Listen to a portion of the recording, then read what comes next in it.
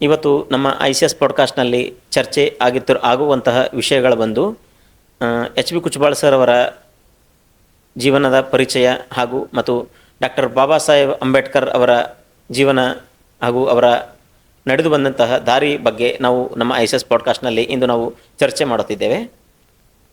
H B ಕುಚ್ಬಾಳ್ sir ಅವರಿಗೆ ನಮ್ಮ ICS podcast ಕಡೆಯಿಂದ ಸ್ವಾಗತ ಸರ್, ಸುಸ್ವಾಗತ ಸರ್. ಸರ್ ನಮಸ್ಕಾರ. ನಮಸ್ಕಾರ ಸರ್. ಓಕೆ, ನನ್ನ ಹೆಸರು ಎಸ್ ಬಿ ಕುಚ್ಬಾಳ್ ಅಂತ ಹೇಳಿ. ಓಕೆ, ಶಿವರಾಜ್ ಭೀಮರಾವ್ ಕುಚ್ಬಾಳ್ ಅಂತ ಪೂರ್ಣ ಹೆಸರು.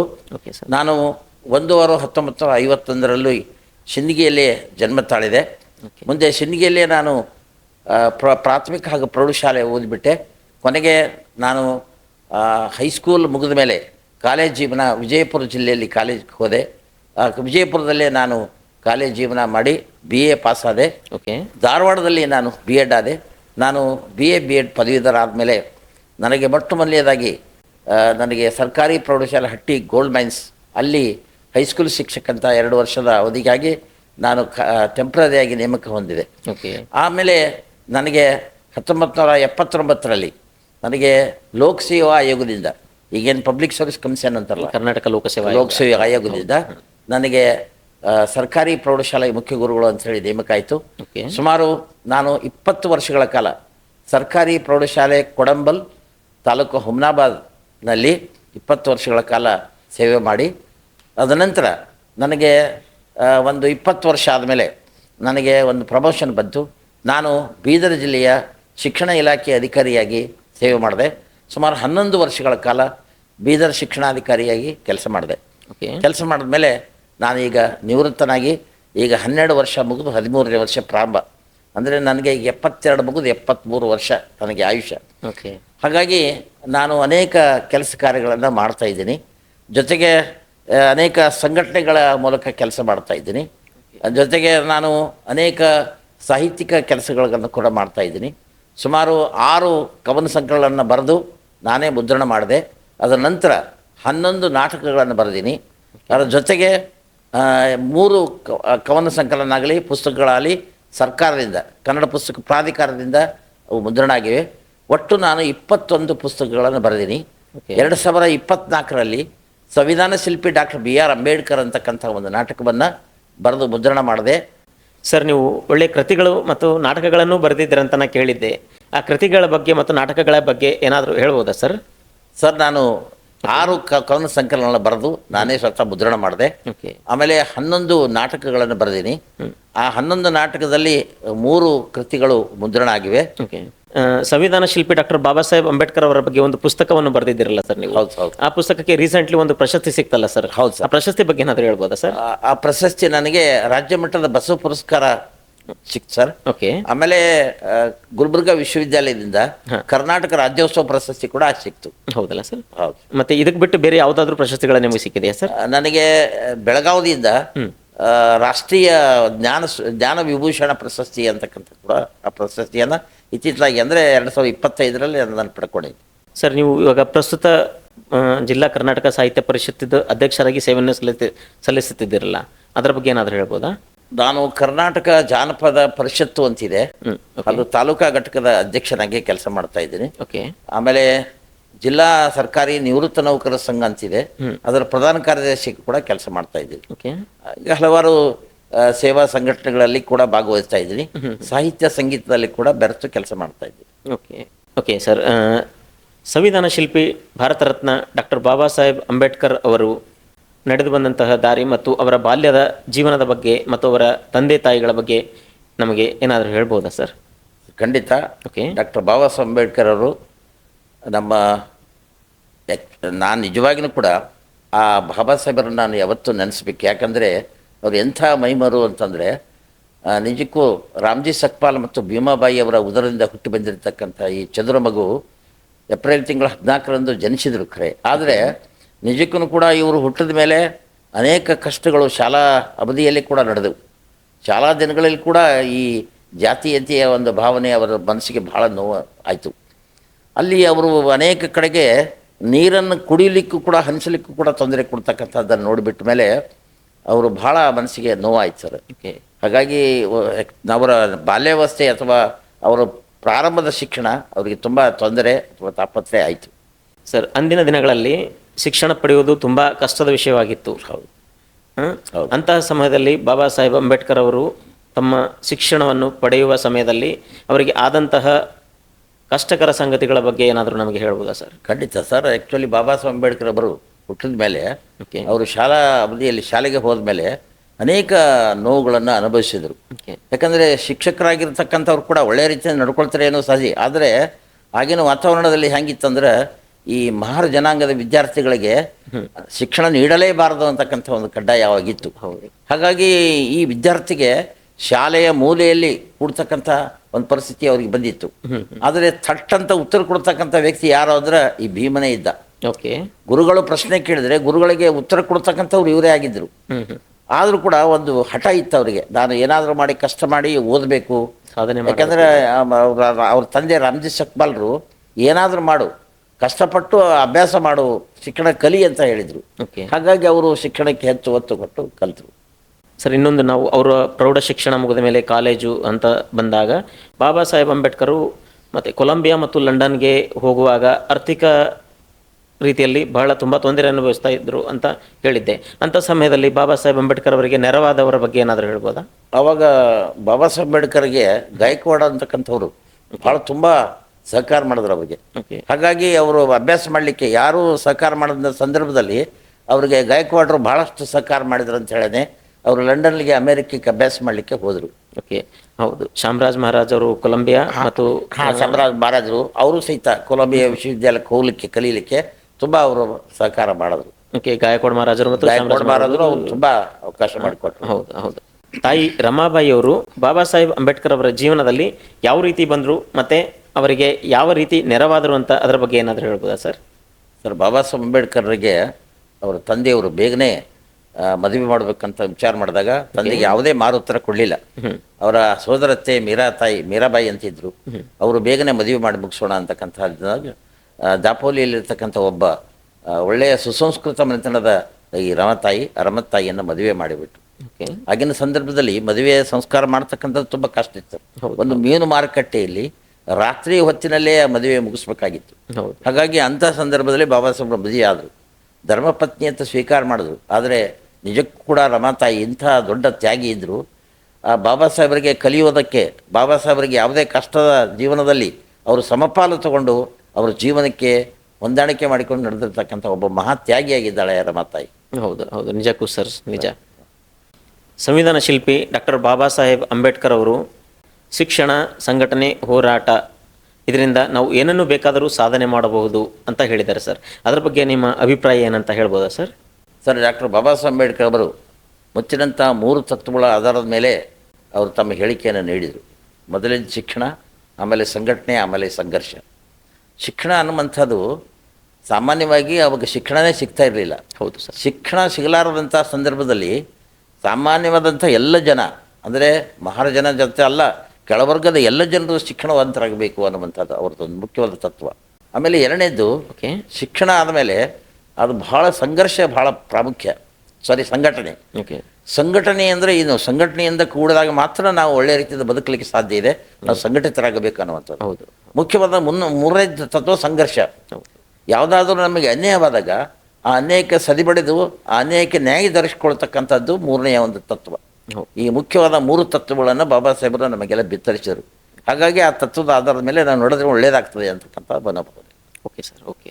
ಸಂವಿಧಾನ ಶಿಲ್ಪಿ ಡಾಕ್ಟರ್ ಬಾಬಾ ಸಾಹೇಬರು ಒಂದು ಮಾತು ಹೇಳಿದ್ದಾರೆ ಸರ್. ಒಂದು ಸಮುದಾಯದಲ್ಲಿ ಓದಿರುವಂತಹ ವ್ಯಕ್ತಿಗಳು ಶಿಕ್ಷಣ, ದೌರ್ಜನ್ಯ, ಮೂಢನಂಬಿಕೆ ಇವುಗಳ ಬಗ್ಗೆ ತನ್ನ ಸಮುದಾಯದ ಜನರಿಗೆ ಅರಿವು ಮೂಡಿಸಲಿಲ್ಲ ಅಂತಂದರೆ ಅಂತಹ ವ್ಯಕ್ತಿ ಇದ್ದರೂ ಸತ್ತ ಹಾಗೆ ಅಂತ ಡಾಕ್ಟರ್ ಬಾಬಾ ಸಾಹೇಬ್ ಅಂಬೇಡ್ಕರ್ ಅವರು ಹೇಳಿದ್ದಾರೆ ಸರ್. ಅದರ ಬಗ್ಗೆ ನಿಮ್ಮ ಅನಿಸಿಕೆ, ಅಭಿಪ್ರಾಯಗಳೇನಾದರೂ ಹೇಳ್ಬೋದು ಸರ್? ಖಂಡಿತ ಡಾಕ್ಟರ್ ಬಾಬಾ ಸಾಹೇಬ್ ಅಂಬೇಡ್ಕರ್ ಮಾತಿನಲ್ಲಿ ಸತ್ಯವಿದೆ. ಏನಂತಂದರೆ, ನಮ್ಮಲ್ಲಿ ನಮ್ಮ ಸಮಾಜದಲ್ಲಿ ಓದು ಬರಹ ಬರ್ತಕ್ಕಂಥವ್ರು ಅನೇಕರು ಮುಂದೆ ಹೋಗ್ತಾರೆ, ಆದರೆ ಹಿಂದಿದ್ದವರನ್ನು ಮರೆತು ಬಿಡ್ತಾರೆ. ಹೌದು ಸರ್. ಹಾಗಾಗಿ ತುಂಬ ತೊಂದರೆ ಅದು ಅವರ ಗಮನಕ್ಕೆ ಬಂತು. ಓದಿರ್ತಕ್ಕಂಥ ಅನೇಕ ಜನರು ಒಳ್ಳೊಳ್ಳೆಯ ಹುದ್ದೆಗಳನ್ನು ಪಡಿತಾರೆ. ಆ ಹುದ್ದೆಗಳನ್ನು ಪಡೆದು ನೌಕರಿಶಾಹಿಗಳಾಗ್ತಾರೆ, ಹಣವಂತರಾಗ್ತಾರೆ. ಆದರೂ ಹಿಂದಿನ ಅನೇಕ ಜನರನ್ನು ಒಂದು ಕಲ್ಪನೆಗೆ ಮೀರಿ ಬಿಡ್ತಾರೆ. ಅಂದರೆ ಅವರಿಗೆ ತೊಂದರೆ ಕೊಡೋದು ಅಷ್ಟೇ ಅಲ್ಲ, ಅವರಿಗೆ ಶಿಕ್ಷಣದ ಬಗ್ಗೆ ಮತ್ತು ಸಾಮಾಜಿಕ ಪರಿವರ್ತನೆ ಬಗ್ಗೆ, ಜಾಗೃತಿಯ ಬಗ್ಗೆ ಒಂದು ಪರಿಕಲ್ಪನೆ ಮೂಡಿಸುವುದಿಲ್ಲ. ಹಾಗಾಗಿ ಅವರು ಮುಂದೆ ಹೋಗ್ತಾರೆ, ಹಿಂದಿದ್ದವ್ರು ಹಿಂದೆ ಉಳಿದು ಬಿಡ್ತಾರೆ. ಹಾಗಾಗಿ ನಮ್ಮ ಸಮಾಜದಲ್ಲಿ ಅನೇಕ ಜಾಡ್ಯ, ಅನೇಕ ಪ್ರಗತಿಪರ ಚಿಂತನೆಗಳು ಕಡಿಮೆ ಆಗಿವೆ ಸರ್. ಹೌದು ಸರ್, ಅದಕ್ಕೂ ಹಿಂದುಳಿದ ಜನಗಳು ಇವತ್ತಿಗೂ ಆ ಜನ ಇನ್ನಾದರೂ ಹಿಂದುಳಿದಾರೆ, ಇವತ್ತಿಗೂ ಶಿಕ್ಷಣದಿಂದ ವಂಚಿತರಾಗಿ. ಇನ್ನೊಂದು ಮಾತನ್ನ ನಿಮಗೆ ಖಂಡಿತ ಹೇಳ್ತಾ ಇದ್ದೀನಿ. ಓಕೆ. ಅಪೂರ್ಣ ಶಿಕ್ಷಣ ಅನಾಹುತಕ್ಕೆ ಕಾರಣ, ಅರ್ಧಮರ್ಧ ಶಿಕ್ಷಣ ಅನಾಹುತಕ್ಕೆ ಕಾರಣ. ಹೌದು. ಹಾಗಾಗಿ ಶಿಕ್ಷಣ ಸ್ವಲ್ಪ ಉತ್ತುಂಗ ಶಿಖರಕ್ಕೆ ಏರಬೇಕು. ಅದಕ್ಕೆ ಬಾಬಾ ಸಾಹೇಬರ ಒಂದು ಕನಸಿತ್ತಿನ ಏನಿತ್ತು ಅಂದರೆ, ನಮ್ಮ ಜನಾಂಗ MA ಪಾಸ್ ಆಗಬೇಕು, BA ಪಾಸ್ ಆಗಬೇಕು, ಆಮೇಲೆ LLB ಆಗಬೇಕು, BE ಆಗಬೇಕು, MBBS ಆಗಬೇಕು. ಇಂಥ ಕಲ್ತಿರ್ತಕ್ಕಂಥ ವಿದ್ಯಾರ್ಥಿಗಳನ್ನ ನೋಡೋಕೆ ಅವ್ರಿಗೆ ಭಾಳ ಖುಷಿ ಆಗ್ತಿತ್ತು. ಹಾಗಾಗಿಬಿಟ್ಟು ಶಿಕ್ಷಣಕ್ಕೆ ಹೆಚ್ಚು ಮಹತ್ವವನ್ನು ಕೊಟ್ಟರು ಸರ್ ಬಾಬಾ ಸಾಹೇಬ್. ಹೌದು. ಮತ್ತು ಮೂಢನಂಬಿಕೆ ಅಂತ ಬಂದಾಗ ಆಮೇಲೆ ಮೂಢನಂಬಿಕೆ ಅಂತ ಬಂದಾಗ ಸಾಮಾನ್ಯವಾಗಿ ನಮ್ಮಲ್ಲಿ ದೇವರು, ಕಲ್ಲು ದೇವರು, ಮಣ್ಣು ದೇವರು, ಕಟ್ಟಿಗೆ ದೇವರು ಅಂತಕ್ಕಂಥ ಒಂದು ಭಾವನೆ ಇತ್ತು. ಹೌದು. ಆ ಭಾವನೆಯನ್ನು ಬಾಬಾ ಸಾಹೇಬರ ಒಂದು ತತ್ವದಲ್ಲಿ ಅದನ್ನು ಹೊಡೆದಾಡಿಸ್ಬೇಕಂತ ಪ್ರಯತ್ನ ಮಾಡಿದ್ರು. ಹಾಗೆ ಓಕೆ. ಅದಕ್ಕೆ ಅಂಥ ಒಂದು ಭಾವನೆ ಅದು ಹೆಚ್ಚು ಕಲಿತವ್ರ ಬಳಿ ಇರ್ತದೆ, ನೌಕರಿಶಾಹಿಯಲ್ಲಿ ಇರ್ತದೆ. ಆ ಭಾವನೆಯನ್ನು ಯಾಕೆ ಈ ಕೆಳವರ್ಗದ ಜನರಿಗೆ ಅವರಿಗೆ ತಿಳಿ ಹೇಳಿದ್ರೆ ಅವರು ಮೂಢನಂಬಿಕೆಯನ್ನು ಬಿಟ್ಬಿಡ್ತಾರೆ. ಹೌದು. ಆ ಮೂಢನಂಬಿಕೆಯನ್ನು ಹೊಡೆದೋಡಿಸುವಲ್ಲಿ ಅವರ ಪಾತ್ರ ಭಾಳ ಪ್ರಾಮುಖ್ಯವಾಗಿತ್ತು. ಹಾಗಾಗಿ ಬಾಬಾ ಸಾಹೇಬ್ ಭಾಳ ನೇರ ನುಡಿಯನ್ನು ಹೇಳಿದ್ದಾರೆ. ಅಂಥ ಜನರು ಇದ್ದೂ ಸತ್ತಂತೆ ಅಂತ ಹೇಳಿದರು. ಹೌದು ಸರ್, ಅದು ಭಾಳ ನಿಜವಾಗಿಯೂ ಸತ್ಯ ಅದು. ಓಕೆ. ಮೂರನೇದಾಗಿ ದೌರ್ಜನ್ಯದ ಬಗ್ಗೆ ಯಾವ ರೀತಿ ಎದುರಾಗಬೇಕು ಮತ್ತು ಅದನ್ನು ಯಾವ ರೀತಿ ಫೇಸ್ ಮಾಡಬೇಕಂತ ಅದ್ರ ಬಗ್ಗೆ ಹೇಳಿದಾರಲ್ಲ, ಅದ್ರ ಬಗ್ಗೆ. ದೌರ್ಜನ್ಯ ಅಂದರೆ ಸಾಮಾನ್ಯವಾಗಿ ನಮ್ಮ ಜನಾಂಗಕ್ಕೆ ದೌರ್ಜನ್ಯ ಆಗ್ತಾ ಇತ್ತು. ಯಾಕೆ ಆಗ್ತಾ ಇತ್ತು ಅಂದರೆ, ಇದು ಕೆಳವರ್ಗ ಜನರು ಎಲ್ಲಾದರೂ ಸಣ್ಣ ಸಣ್ಣ ತಪ್ಪು ಮಾಡೋದು ಸಹಿತ ಅವರಿಗೆ ಅನೇಕ ದೌರ್ಜನ್ಯ ನಡೀತಾ ಇತ್ತು. ಹೌದು. ಆ ದೌರ್ಜನ್ಯಕ್ಕೆ ನಾವು ಎದುರೇಟು ಕೊಡ್ತಕ್ಕಂಥ ಕೆಲಸವನ್ನು ಮಾಡಬೇಕು. ಹೌದು ಸರ್. ಇದು ದೌರ್ಜನ್ಯ ನಮ್ಗೆ ಆಗ್ತಾ ಇದೆ, ಈ ದೌರ್ಜನ್ಯ ಒಳ್ಳೆಯದಲ್ಲ ಅನ್ನೋಂಥ ಮನಸ್ಸು ಪರಿವರ್ತನೆ ಮಾಡ್ತಕ್ಕಂಥ ಕೆಲಸ ಅದು ಹೆಚ್ಚು ಕಲಿತಂಥ ಜನರದು ಮಾಡಬೇಕಾಗಿತ್ತು. ಹೌದು. ಅದು ಆ ದೌರ್ಜನ್ಯ ಕಲಿತವರಿಗೆ ಆಗ್ತಾ ಇದ್ದಿಲ್ಲ. ಈಗ ನಮ್ಮ ಅನಕ್ಷರಸ್ಥರಾಗಿರ್ತಕ್ಕಂಥವ್ರು ಮೂಢನಂಬಿಕೆಯನ್ನು ಭಾವನೆಯಿಂದ ಕೂಡಿರ್ತಕ್ಕಂಥ ಜನಕ್ಕೆ ಹೆಚ್ಚು ದೌರ್ಜನ್ಯ ಆಗ್ತಿತ್ತು. ಆ ದೌರ್ಜನ್ಯ ಹೊಡೆದಾಡಿಸಲಿಕ್ಕೆ ಬಾಬಾ ಸಾಹೇಬರು ಹೆಚ್ಚು ಪ್ರಯತ್ನ ಮಾಡಿದರು. ಓಕೆ ಸರ್, ಇವತ್ತಿಗೂ ನಾವು ನೋಡ್ತೀವಿ, ಯಾವುದೇ ಜನಾಂಗ ಇರಲಿ, ಯಾವುದೇ ಸಮುದಾಯ ಇರಲಿ, ಯಾವುದೇ ಸಮುದಾಯದಲ್ಲಿ ಕೂಡ ಬೆಳೆದಂತಹ ವ್ಯಕ್ತಿಗಳು ಕೆಳಗಿದ್ದಂಥ ಬಡ ಜನಗಳಿಗೆ ಮತ್ತು ಹಿಂದುಳಿದವರಿಗೆ ಯಾವುದೇ ರೀತಿಯ ಸಹಾಯ ಮಾಡೋದಿಲ್ಲ ಸರ್. ಅದರ ಬಗ್ಗೆ ನೀವು ಏನು ಹೇಳ್ತೀರಾ? ಅಲ್ಲ, ಸಾಮಾನ್ಯವಾಗಿ ನಮ್ಮ ಜನ ಈಗ ಹೆಚ್ಚಾಗಿ ಎಲ್ಲ ಸಮಾಜದಲ್ಲಿ ಹಂಗಾಗ್ತದಂತೂ ಹೇಳಲ್ಲ. ಕೆಲವು ಜನ ಒಳ್ಳೆಯ ಸುಧಾರಿತ ಸಮಾಜದಲ್ಲಿ ಅವರು ತಮ್ಮ ಜನಾಂಗಕ್ಕೆ ಒಳ್ಳೆಯ ಮಾರ್ಗದರ್ಶನ ಮಾಡ್ತಕ್ಕಂಥಲ್ಲಿ ಸಹಕಾರ ಮಾಡ್ತಾರೆ. ಆದರೆ ಇಲ್ಲಿ ಈ ಕೆಳವರ್ಗದ ಜನಾಂಗದಲ್ಲಿ ಮುಂದೆ ಹೋದವರು ಹಿಂದೆ ನೋಡ್ತಾ ಇಲ್ಲ. ಹೌದು. ಹಾಗಾಗಿ ದೌರ್ಜನ್ಯಗಳಾಗಲಿ ಇಂಥ ಅನೇಕ ಲೋಪದೋಷಗಳಾಗಲಿ ನಡೀತಾ ಇರ್ತವೆ. ಅಂಬೇಡ್ಕರ್ ಅವರು ಶಿಕ್ಷಣದ ಮಹತ್ವವನ್ನು ಯಾವ ರೀತಿ ವರ್ಣನೆ ಮಾಡಿದ್ದಾರೆ ಸರ್? ಇಲ್ಲ, ಶಿಕ್ಷಣದ ಮಹತ್ವ ಅಂತಂದರೆ ನಾವೆಲ್ಲರೂ ಶಿಕ್ಷಣವೇತ್ತರಾಗಬೇಕು ಅಂತ ಹೇಳಿದ್ರು. ಆಮೇಲೆ ಹೆಣ್ಣಿರಲಿ ಗಂಡಿರಲಿ ನಮ್ಮೆಲ್ಲರಿಗೆ ಶಿಕ್ಷಣ ಅನ್ನುವಂಥದ್ದು ಭಾಳ ಪ್ರಾಮುಖ್ಯ ಬೇಕು. ಅದಕ್ಕೆ ಅವರು ಕಷ್ಟಪಟ್ಟು ಅವರು ಓದಿದ ಮೇಲೆ ಅವರು ಕಷ್ಟಪಟ್ಟಂಥದ್ದು ಮುಂದಿನ ಜನಾಂಗಕ್ಕೆ ಆಗಬಾರ್ದು ಅಂಥೇಳೇ ಶಿಕ್ಷಣಕ್ಕಲ್ಲೇ ಏನಾದರೂ ಪರಿವರ್ತನೆ ಆಗಲಿ ಅಂತೇಳಿ ಶಿಕ್ಷಣವೇತ್ತರಾಗಬೇಕು ಮೊದಲು. ಅದಕ್ಕೆ ಅವರು ಮೊಟ್ಟಮೊದಲೇ ಕೆಲಸ ಅಂದರೆ ಶಿಕ್ಷಣ ಅಂಥೇಳಿ ಅನ್ನುವಂಥದ್ದು ಹೇಳ್ಯಾರ. ಶಿಕ್ಷಣಕ್ಕೆ ಹೆಚ್ಚು ಒತ್ತು ಕೊಟ್ಟಿದ್ದಾರೆ. ಅಂದಿನ ದಿನಗಳಲ್ಲಿ ಶಿಕ್ಷಣ ಪಡೆಯುವುದು ತುಂಬ ಕಷ್ಟದ ವಿಷಯವಾಗಿತ್ತು. ಹಾಗಾಗಿ ಶಿಕ್ಷಣದ ಬಗ್ಗೆ ತುಂಬ ಚೆನ್ನಾಗಿ ವರ್ಣನೆ ಮಾಡಿದ್ದಾರೆ. ಮಾಡಿದ್ದಾರೆ. ಯಾಕಂದರೆ ಶಿಕ್ಷಣನೇ ಭಾಳ ಅವರು ಅತ್ಯಂತ ಪ್ರಾಮುಖ್ಯವಾಗಿರ್ತಕ್ಕಂಥದ್ದು. ಅವರ ದೇಹೋದ್ದೇಶದಲ್ಲಿ ಮೊಟ್ಟಮೊದಲೇ ಇರತಕ್ಕಂಥದ್ದು ಅಂದರೆ ಶಿಕ್ಷಣ. ಖಡ್ಗಕ್ಕಿಂತ ಶಕ್ತಿಶಾಲಿ ಒಂದು ಪೆನ್ನಿನಿಂದ ಏನು ಬೇಕಾದರೂ ಸಾಧನೆ ಮಾಡಬಹುದು ಅಂತ ಬಾಬಾ ಸಾಹೇಬ್ ಅಂಬೇಡ್ಕರ್ ಅವರು ಹೇಳಿದ್ದಾರೆ ಸರ್. ಅದರ ಬಗ್ಗೆ ನಿಮ್ಮ ಅನಿಸಿಕೆ ಏನು ಸರ್? ನೋಡಿ, ಈ ಖಡ್ಗ ಅನ್ನುವಂಥದ್ದು ಯುದ್ಧ ಸಾರಿದಾಗ ಖಡ್ಗನ್ನು ಬಳಸ್ತಾರೆ. ಹೌದು ಸರ್. ಅದು ಬಳಸಿ ಆ ಖಡ್ಗದಿಂದ ಯಾವುದೇ ಸಾಧನೆ ಮಾಡಲಿಕ್ಕೆ ಸಾಧ್ಯ ಇಲ್ಲ. ಹೌದು. ಆದರೆ ಪೆನ್ನು ಅಂತಂದರೆ ಅದೇ ಶಿಕ್ಷಣ. ನಮ್ಮೆಲ್ಲ ಜನಾಂಗ ಶಿಕ್ಷಣವಂತರಾಗಬೇಕು. ಅವ್ರು ಯಾರೇ ಇರಲಿ, ಎಲ್ಲರೂ ಕೂಡ ಶಿಕ್ಷಣವೇತ್ತರಾಗಬೇಕು. ಶಿಕ್ಷಣವೇತ್ತರಾದಾಗ ಅವ್ರ ಕೈಯಲ್ಲಿ ಪೆನ್ ಬರ್ತದೆ. ಪೆನ್ನಿನಿಂದ ಬರೆದಂಥದ್ದನ್ನು ಎಲ್ಲವನ್ನ ಬದಲಾವಣೆ ಮಾಡ್ಬೋದು ಅಂತ, ಇಡೀ ದೇಶದ ಭವಿಷ್ಯವನ್ನೇ ಬದಲಾವಣೆ ಮಾಡ್ಬೋದು ಅನ್ನುವಂಥ ಮಾತು ಬಾಬಾ ಸಾಹೇಬರ ತಲೆಯಲ್ಲಿ ಬಂದಿತ್ತು. ಅದಕ್ಕೆ ಪೆನ್ನಿಗೆ ಬಹಳಷ್ಟು ಮಹತ್ವ ಕೊಟ್ಟರು, ಖಡ್ಗಕ್ಕೆ ಆ ಮಹತ್ವ ಕೊಡಲಿಲ್ಲ. ಹೌದು. ಈ ಮಾತನ್ನು ನಾವು ಇನ್ನೊಂದು ನೆನೆಸ್ಕೊಳ್ಬೇಕು. ಸಮ್ರಾಟ್ ಅಶೋಕ್ ಅವರು ಈ ಯುದ್ಧ ಮಾಡಿ ಅನೇಕ ಜನರನ್ನ ನೆಲಕ್ಕೆ ಕೆಡವಿದಾಗ ಆವಾಗ ಅವ್ರಿಗೆ ಆ ರಾಶಿ ಹೆಣದ ಕಲ್ಪನೆ ನೋಡಿಬಿಟ್ಟ ಮೇಲೆ ಅಶೋಕರಿಗೆ ಏನು ಮನಸ್ಸಿನಾಗ ಬಂತು ಅಂದರೆ, ಎಂದೆಂದೂ ನಾನು ಇಂಥ ಕೆಟ್ಟ ಕೆಲಸ ಮಾಡಬಾರ್ದು, ಯುದ್ಧ ಮಾಡಬಾರ್ದು ಅಂತ ಖಡ್ಗವನ್ನು ತೆಳಗೋಗಿದ್ರು. ಒಗೆದ್ಬಿಟ್ಟು ಬುದ್ಧ ಧರ್ಮವನ್ನು ಸ್ವೀಕಾರ ಮಾಡೋದು. ಅದನ್ನು ಇವತ್ತು ನಾನು ನೆನೆಸ್ಕೊಬೇಕು. ಓಕೆ ಸರ್, 1947ರಲ್ಲಿ ಭಾರತಕ್ಕೆ ಸ್ವಾತಂತ್ರ್ಯ ಆದಾಗ ಇಂಗ್ಲೆಂಡ್ ದೇಶದವರು ಈ ಭಾರತದವ್ರು ಏನು ಸಂವಿಧಾನ ರಚನೆ ಮಾಡ್ತಾರ ಅಂತ ಹೀಯಾಳಿಸಿ ನೋಡ್ತಾ ಇರ್ತಾರೆ ಸರ್. ಅಂಥ ಸಂದರ್ಭದಲ್ಲಿ ಡಾಕ್ಟರ್ ಬಾಬಾ ಸಾಹೇಬ್ ಅಂಬೇಡ್ಕರ್ ಅವರು ಜಗತ್ತಿನ ಶ್ರೇಷ್ಠ ಸಂವಿಧಾನವನ್ನು ರಚನೆ ಮಾಡ್ತಾರೆ ಸರ್. ಅಂತಹ ಸಂದರ್ಭವನ್ನು ನಾವು ನೀವೆಲ್ಲರೂ ಯಾವ ರೀತಿ ವರ್ಣನೆ ಮಾಡ್ಬೋದು ಸರ್? ಜಗತ್ತಿನ ಸಂವಿಧಾನ ಅದರ ರೂಪರೇಷೆಯನ್ನು ನೋಡಿಬಿಟ್ರೆ ಬೇರೆ ದೇಶದ ಸಂವಿಧಾನ ಬೇರೆ, ಆದರೆ ಭಾರತ ದೇಶದ್ದೇ ಬೇರೆ. ಯಾಕಂದರೆ ಭಾರತದಲ್ಲಿ ಹಲವು ಧರ್ಮ, ಹಲವು ಜಾತಿಗಳಿಂದ ಕೂಡಿರ್ತಕ್ಕಂಥ ರಾಷ್ಟ್ರ ನಮ್ಮದು. ಇಂಥ ರಾಷ್ಟ್ರದ ಸಂವಿಧಾನವನ್ನು ಹೆಂಗೆ ಬರೀತಾರೆ ಅನ್ನುವಂಥದ್ದು ಒಂದು ಅಪಹಾಸ್ಯಕ್ಕೀಡಾಗಿತ್ತು. ಆದರೆ ಮಹಾನ್ ತತ್ವಜ್ಞಾನಿಯಾಗಿರತಕ್ಕಂಥ ಡಾಕ್ಟರ್ ಬಾಬಾ ಸಾಹೇಬ್ ಅಂಬೇಡ್ಕರ್ರು ಎಲ್ಲ ಧರ್ಮವನ್ನು, ಎಲ್ಲ ಜಾತಿಗಳ ಒಂದು ಪರಿಕಲ್ಪನೆಯನ್ನು ಮಾಡಿಕೊಂಡು ಬಂದು ಅವರು ಭಾರತ ದೇಶದ ಸಂವಿಧಾನವನ್ನು ಬರೆದರು. ಹಾಗಾಗಿ ಪರದೇಶಿಯರ ಮಾರಿ ಮೇಲೆ ಹೊಡೆದಂಗೆ ಅವರು ಸಂವಿಧಾನವನ್ನು ಬರೆದುಕೊಟ್ರು.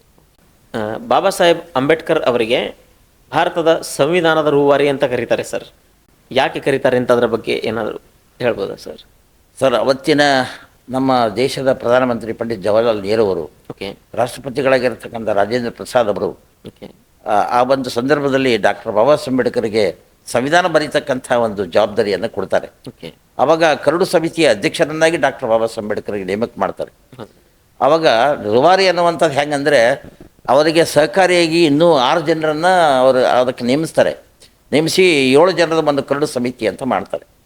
ಹಾಗಾಗಿ ಏನಿದ್ರೂ ಕೂಡ ಅನೇಕ ಅನೇಕ ಸಕಾರಣಗಳಿಂದ 6 ಜನರು ಆ ಸಂದರ್ಭದಲ್ಲಿ ಹಾಜರಾಗಲಿಕ್ಕೆ ಆಗಲಿಲ್ಲ.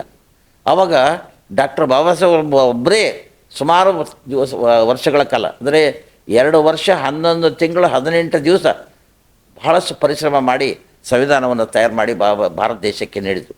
ಹಾಗಾಗಿ ಅವರಿಗೆ ರೂವಾರಿ ಅಂತ ಅಲ್ಲಾರದೆ ಮತ್ತೇನಬೇಕು. ಹೌದು ಸರ್, ಅದಕ್ಕೆ ಅವರಿಗೆ ಸಂವಿಧಾನ ಶಿಲ್ಪಿ ಅಂತ ಕರೆದರು. ಹೌದು ಸರ್, ನಿಜ. ಬಾಬಾ ಸಾಹೇಬ್ ಅವರು ಬರೆದಂತಹ ಸಂವಿಧಾನದಲ್ಲಿ ಎಲ್ಲ ಧರ್ಮದವರಿಗೂ, ಎಲ್ಲ ಜಾತಿಯವರಿಗೂ ನ್ಯಾಯ ಸಿಕ್ಕಿದೆ ಅಂತ ನಮ್ಮ ಅನಿಸಿಕೆ ಸರ್. ಅದರ ಬಗ್ಗೆ ನಿಮ್ಮ ಅಭಿಪ್ರಾಯ ಹೇಳಿ. ನೋಡಿ ಸರ್, ಡಾಕ್ಟರ್ ಬಾಬಾ ಸಾಹೇಬ್ ಅಂಬೇಡ್ಕರ್ ಈ ದೇಶದ ಎಲ್ಲ ಧರ್ಮಗಳನ್ನು ಅಭ್ಯಾಸ ಮಾಡಿದರು. ಓಕೆ. ಎಲ್ಲ ಧರ್ಮಗಳ ಅಭ್ಯಾಸ ಮಾಡಿದ ಮೇಲೆ ಕೊನೆಗೆ ಎಲ್ಲ ದೇಶಗಳ ಒಂದು ಪರಿಸ್ಥಿತಿ, ಜಾತಿಗಳ ಕಲ್ಪನೆಯನ್ನು ಸಹಿತ ಅವರು ಅಭ್ಯಾಸ ಮಾಡಿದರು. ಹಾಗಾಗಿ ಈ ದೇಶಕ್ಕೆ ಇಂಥದೇ ಒಂದು ಇಂಥ ಸಂವಿಧಾನ ಬೇಕು ಅನ್ನುವಂಥದ್ದು ಮಾಡಿದ್ರು. ಹಾಗಾಗಿ ಆ ಧರ್ಮಗಳ ಕಲ್ಪನೆಯಿಂದ, ಜನರ ಕಲ್ಪನೆಯಿಂದ ಇಂಥ ಸಂವಿಧಾನ ನಮಗೆ ರೂಪ ಮಾಡಿಕೊಡ್ಬೇಕು ಅಂಥೇಳಿ ಸಮಾನತೆಯನ್ನು ಸಾರತಕ್ಕಂಥ ಸಂವಿಧಾನ ಬರೀಬೇಕು ಅಂತಂದರು. ಹಾಗಾಗಿ ಬೇರೆ ಬೇರೆ ಎಲ್ಲ ಜಾತಿಗಳಿಗೆ, ಎಲ್ಲ ಧರ್ಮದವರಿಗೆ ಸಮಾನವಾದಂಥ ಅವಕಾಶವನ್ನು, ಸಮಾನತೆಯ ಭಾವವನ್ನು ಬಿಂಬಿಸ್ತಕ್ಕಂಥ ಶಕ್ತಿ ಸಂವಿಧಾನದಲ್ಲಿ ಇದೆ. ಹೌದು. ಓಕೆ. ಇನ್ನೊಂದು ಸರ್, ಬಾಬಾ ಸಾಹೇಬ್ ಅಂಬೇಡ್ಕರ್ ಅವರು ರಾಜಕೀಯ ಜೀವನದ ಬಗ್ಗೆ ಏನಾದರೂ ಹೇಳ್ಬೋದಾ ನೀವು? ಬಾಬಾ ಸಾಹೇಬ್ ಅಂಬೇಡ್ಕರ್ಗೆ ರಾಜಕೀಯ ಜೀವನದಲ್ಲಿ ತುಂಬ ನೋವಾಗಿರ್ತಕ್ಕಂಥದ್ದನ್ನು ನಾವು ಕೇಳಿದ್ದೀವಿ ಸರ್. ನಾವು ಕೇಳಿದ್ದೀವಿ, ತುಂಬಾ ನೋವಾಯ್ತಿದ್ದಾರೆ ಅಂತ. ಅದ್ರ ಬಗ್ಗೆ ನಮಗೂ ಗೊತ್ತಿಲ್ಲ ಸರ್. ಅದ್ರ ಬಗ್ಗೆ ಯಾಕೆ ನೋವಾಯ್ತಂದ್ರೆ, ಬಾಬಾ ಸಾಹೇಬ್ ಅಂಬೇಡ್ಕರ್ ಪಾರ್ಲಿಮೆಂಟ್ ಚುನಾವಣೆಗೆ ನಿಂತಾಗ ಅವರಿಗೆ ಸೋಲಾಯಿತು. ಯಾಕೆ ಸೋಲಾಯಿತು ಅಂತಂದ್ರೆ, ಈಗ ನಮ್ಮ ಜನಾಂಗಗಳಲ್ಲಿ ಒಂದು ಅರಿವಿರಲಿಲ್ಲ ಅಂತ. ಜನರಲ್ಲಿ ಯಾರು ಎಂಥ ವ್ಯಕ್ತಿತ್ವ ಹೊಂದಿದ್ದಾರೆ ಅನ್ನುವಂಥ ಪರಿಕಲ್ಪನೆ ಜನರಿಗೆ ಇರಲಿಲ್ಲ. ಹಾಗಾಗಿ ಆಗಿನ ಪ್ರಭಾವಿ ಜನರ ಓಟ್ ತಗೊಂಡ್ರು. ಬಾಬಾ ಸಾಹೇಬ್ ಅಂಬೇಡ್ಕರ್ ಯಾವುದೇ ಒಂದು ಪ್ರಚಾರ ಮಾಡೋದಲ್ಲ, ಯಾವುದೂ ಮಾಡಲಾರದೆ ಇದ್ದ ಸಂದರ್ಭದಲ್ಲಿ ಪ್ರಭಾವಗಳ ಮನಸ್ಸು ಹೊತ್ತು ಆ ಕಡೆ ಓಟ್ ಹೋಯಿತು. ಬಾಬಾ ಸಾಹೇಬ್ ಅಂಬೇಡ್ಕರ್ ಅವಾಗ ಸೋಲಾಯಿತು. ಅವಾಗ ನಿಜವಾಗಿಯೂ ಕೂಡ ಅವ್ರಿಗೆ ಭಾಳ ನೋವಾಯಿತು. ನಾನು ಹಿಂಗೆ ಇಷ್ಟೆಲ್ಲ ಪ್ರಯತ್ನ ಮಾಡಿದ್ರು ಸಹಿತ ಸೋಲಾಯ್ತಲ್ಲ ಅಂತ. ಆದರೂ ಸಹಿತ ಎದೆಗೊಂದಲಿಲ್ಲ. ಅವರು ಮತ್ತೆ ಮುಂದುವರೆದು ಕೆಲಸ ಮಾಡಲಿಕ್ಕೆ ಪ್ರಾರಂಭ. ಓಕೆ. ನಾವು ಕೇಳಿದ್ದೇವೆ ಸರ್, ಬಾಬಾ ಸಾಹೇಬರು ರಿಸರ್ವ್ ಬ್ಯಾಂಕ್ ಆಫ್ ಇಂಡಿಯಾದ ರೂವಾರಿನು ಅಂತ ಕೇಳಿದೆ ಸರ್ ನಾನು. ಅದು ನಿಜಾನಾ ಸರ್?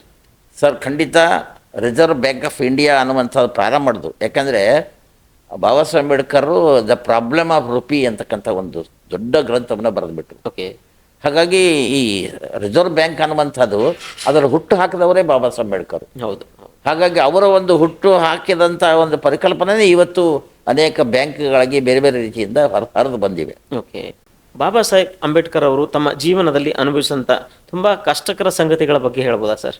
ಬಾಬಾ ಸಾಹೇಬ್ ಅಂಬೇಡ್ಕರ್ಗೆ ಅವರ ವಿದ್ಯಾರ್ಥಿ ಜೀವನದಲ್ಲಿ ಕಷ್ಟ ಪ್ರಾರಂಭ ಆಯಿತು. ಓಕೆ. ಅವರ ಅಣ್ಣ ಬಲರಾಮ ಅಂತಿದ್ದ, ಇವರು ಸೇರಿ ಶಾಲೆ ಓದುವಾಗ ಒಂದು ಎತ್ತಿನ ಬಂಡೆಯಲ್ಲಿ ಸಹಿತ ಅವ್ರಿಗೆ ಕೂಡಿಸ್ಕೊಂಡಿಲ್ಲ, ಯಾಕಂದ್ರೆ ಮಹಾರ ಜನಾಂಗದ.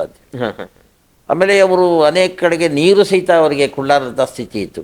ಹೌದು, ನಾವು ಕೇಳಿದ್ವಿ ಸರ್ ಅವಾಗಿನ. ಬಾಬಾ ಸಾಹೇಬರು ಹೆಚ್ಚು ಅಭ್ಯಾಸ ಮಾಡಿದ ಮೇಲೆ ಅವರು ಕಲೆಕ್ಟರ್ ಅಂಥೇಳಿ ನೇಮಕ ಆದಮೇಲೆ ಅಲ್ಲಿರ್ತಕ್ಕಂಥ ಒಬ್ಬ ಚಪರಾಸಿ ಆ ಫೈಲನ್ನು ಇವರು ಮಹಾರರ ಅಂಥೇಳಿ ದೂರದಿಂದ ಎಸ್ತಿರ್ತಕ್ಕಂಥದ್ದನ್ನು ಅವ್ರಿಗೆ ನೋಡಿದ್ರು.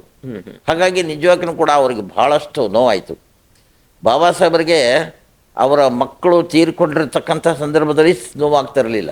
ಆದರೆ ಈಗ ಅನೇಕ ಘಟನೆಗಳೇನು ಜರುಗಿದ್ವಲ್ಲ, ಈ ಜಾತೀಯತೆಯ ಒಂದು ಘಟನೆಗಳು, ಆ ಘಟನೆಗಳಿಂದ ತುಂಬ ನೋವು ಅವರು ಅನುಭವಿಸಿದ್ದಾರೆ. ಬಾಬಾ ಸಾಹೇಬ್ ಅಂಬೇಡ್ಕರ್ ಅವರು ಬೌದ್ಧ ಧರ್ಮವನ್ನು ಯಾಕೆ ಸ್ವೀಕಾರ ಮಾಡಿದ್ರು ಸರ್, ಅದರ ಬಗ್ಗೆ ಹೇಳಿ. ನೋಡಿ ಸರ್, ಬಾಬಾ ಸಾಹೇಬ್ ಅಂಬೇಡ್ಕರ್ ನಾನು ಹಿಂದುವಾಗಿ ಹುಟ್ಟಿದ್ದೀನಿ ಅಂತ ಹೇಳಿಬಿಟ್ಟಿದ್ರು. ಅದಕ್ಕೆ ಹಿಂದೂ ಧರ್ಮದಲ್ಲೇ ಉಳಿದದ್ದಂತೂ ಶತಸಿದ್ಧ. ಆದರೆ ಹಿಂದೂ ಧರ್ಮದಲ್ಲಿ ಮೂಢನಂಬಿಕೆಗೆ ಹೆಚ್ಚು ಅವಕಾಶವಿತ್ತು. ಹೌದು ಹೌದು. ಜೊತೆಗೆ ಈ ಜಾತೀಯತೆಯ ಒಂದು ಪರಿಕಲ್ಪನೆ ಹೆಚ್ಚಾಗಿತ್ತು. ಆವಾಗ ಈ ಜನರನ್ನ ಏನಾದರೂ ಬದಲಾವಣೆ ಆಗ್ತಾ ಅಂತಕ್ಕಂಥದ್ದು ಬಹಳಷ್ಟು ಅವರು ಪರಿಶ್ರಮ ಪಟ್ಟರು ಸಹಿತ ಜನರ ಭಾವನೆ ಬದಲಾವಣೆ ಆಗಲಿಲ್ಲ. ಕೆಲವು ಮನುವಾದಿಗಳಂತೂ ತುಂಬ ಜಾತೀಯತೆ ಹುಟ್ಟು ಹಾಕಿ ಎಲ್ಲ ಕಡೆಗೆ ಇಡೀ ಭಾರತ ತುಂಬ ಎಲ್ಲ ಹುಟ್ಟು ಹಾಕಿದ್ರು. ಹಾಗಾಗಿ ಇವ್ರಿಗೆ ಆಗಿರ್ತಕ್ಕಂಥ ಒಂದು ನೋವನ್ನು ತಾಳಲಾರದೆ ಅವರು ಒಂದು ಮಾತು ಹೇಳಿಬಿಟ್ರು. ಏನು ಅಂದರೆ, ನಾನು ಹುಟ್ಟುವಾಗ ನನಗೆ ಗೊತ್ತಿರಲಿಲ್ಲ ನಾನು ಹಿಂದುವಾಗಿ ಹುಟ್ಟಿದೆ, ಆದರೆ ಸಾಯುವಾಗ ಮಾತ್ರ ನಾನು ಹಿಂದುವಾಗಿ ಸಾಯೋದರ ಅನ್ನುವಂಥ ಮಾತನ್ನು ಹೇಳಿದರು. ಹಾಗಾಗಿ ಅನೇಕ ಧರ್ಮಗಳ ಅಭ್ಯಾಸ ಮಾಡಿ ಪ್ರಬುದ್ಧವಾಗಿರತಕ್ಕಂಥ ಧರ್ಮ ಯಾವುದು ಅಂದರೆ ಮೂಢನಂಬಿಕೆ ಮತ್ತು ಜಾತೀಯತೆ ಎರಡೂ ಇರಲಾರ್ದಂಥ ಒಂದೇ ಒಂದು ಧರ್ಮ ಇದೆ, ಅದು ಬೌದ್ಧ ಧರ್ಮ ಅನ್ನುವಂಥದ್ದನ್ನು ತಿಳ್ಕೊಂಡು ಕೊನೆಗೆ ಅವರು ಏನು ಮಾಡಿದ್ರು, ಬೌದ್ಧ ಧರ್ಮದ ಸ್ವೀಕಾರ ಮಾಡಿದ್ರು. ಬೌದ್ಧ ಧರ್ಮದಲ್ಲಿ ಬಾಬಾ ಸಾಹೇಬ್ ಅಂಬೇಡ್ಕರ್ ಅವರಿಗೆ ಸಿಕ್ಕಂತಹ ಆಂತರಿಕ ಶಾಂತಿ ಮತ್ತು ದಾರ್ಶನಿಕ ತೃಪ್ತಿ ಬಗ್ಗೆ ನೀವು ಏನಾದರೂ ಹೇಳ್ತೀರಾ? ಬುದ್ಧನ ತತ್ವದಲ್ಲಿ ಮುಖ್ಯವಾದಂಥದ್ದು ಅಂದರೆ ಸಮಾನತೆ ಇತ್ತು. ಶಿಸ್ತುಬದ್ಧತೆಗೆ ಶಾಂತಿಗೆ ಕೂಡಿರ್ತಕ್ಕಂಥ ಧರ್ಮ ಅದು ಒಂದೇ ಅಂತಕ್ಕಂಥದ್ದು ಬಾಬಾ ಸಾಹೇಬರ ಪರಿಕಲ್ಪನೆಗೆ ಬಂತು. ಹಾಗಾಗಿ ಬುದ್ಧ ಧರ್ಮವನ್ನು ಸ್ವೀಕಾರ ಮಾಡೋದು ಅವರೊಬ್ಬರೇ ಅಲ್ಲ, ಸುಮಾರು 5,000 ಜನ ನಮ್ಮ ದಲಿತರನ್ನು ಕರ್ಕೊಂಡು ಹೋಗಿ ನಾಗ್ಪುರದಲ್ಲಿ ದೀಕ್ಷೆಯನ್ನು ಪಡೆದರು.